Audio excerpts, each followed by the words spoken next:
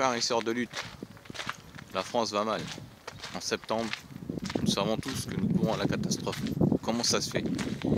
Alors qu'aux États-Unis, le pays est touché de plein fouet par ce virus mytho, pire en pire, que la France, pour l'instant on est sorti, on est en pause, jusqu'à sûrement le mois de septembre-octobre que ça revienne, vu les gens font n'importe quoi, même si c'est un virus créé au labo.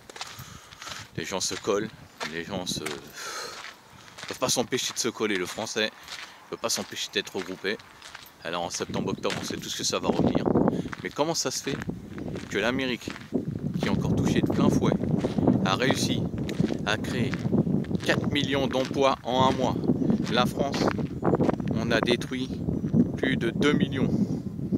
Et après, ce gouvernement de merde, qui osait dire que c'était le gouvernement du plein emploi, a réussi à détruire des emplois suite à la crise, soi-disant économique, qui frappe le pays.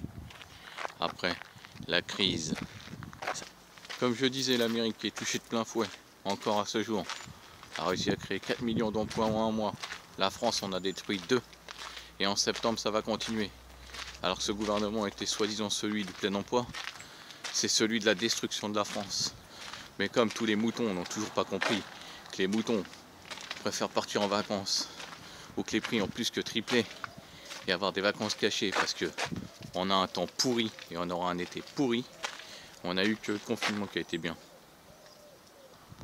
Quand on a été confiné, on a eu un temps magnifique parce qu'ils ont envoyé des trucs dans le ciel pour que le temps soit bien, parce que les gens étaient prisonniers chez eux. Et maintenant que tout le monde est libre, il fait un temps dégueulasse tous les jours et c'est pas fini.